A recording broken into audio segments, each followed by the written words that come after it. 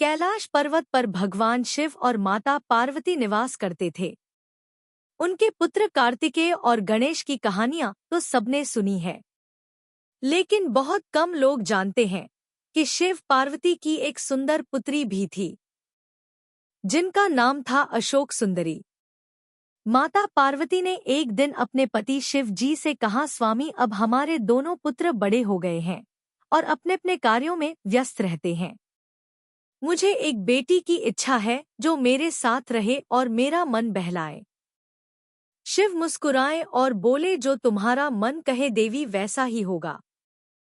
पार्वती माता ने तब नंदनवन नामक एक दिव्य वन की रचना की और वहां की एक कल्पवृक्ष से प्रार्थना की, हे कल्पक्ष, मुझे एक ऐसी पुत्री दो जो सुंदर हो, गुणों में श्रेष्ठ हो और मेरे हृदय को प्रसन्न रखे। उसी क्षण एक अत्यंत रूपवती कन्या प्रकट हुई। उसकी सुंदरता और तेज देखकर पार्वती ने उसका नाम रखा अशोक सुंदरी, क्योंकि वह उसके शोक को हरने आई थी। अशोक सुंदरी बहुत चंचल, बुद्धिमती और धर्मपरायण थी। नंदनवन में उसकी क्रीड़ाएं अप्सराओं और ऋषि कन्याओं के साथ होती थी। एक दिन पार्वती माता ने उसे बताया कि उसका विवाह भविष्य में अयोध्या के राजा हरियाश्व से होगा, जो इवाकू वंश का प्रतापी राजा बनेगा। लेकिन एक राक्षस था हुण, जो अशोक सुंदरी की सुंदरता से मोहित हो गया था। उसने विवाह प्रस्ताव भेजा, जिसे अशोक सुंदरी ने अस्वीकार कर दिया।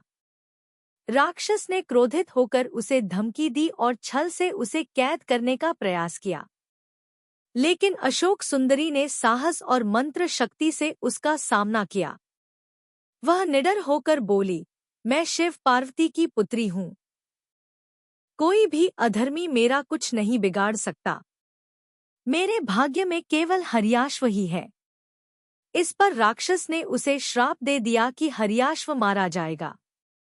लेकिन अशोक सुंदरी ने तपस्या करके भगवान विष्णु से अपने होने वाले पति की रक्षा की प्रार्थना की। अंततः हरियाश्व ने राक्षस से युद्ध किया और उसे मार गिराया। अशोक सुंदरी और हरियाश्व का विवाह हुआ और दोनों ने धर्म और न्याय के पथ पर राज्य किया।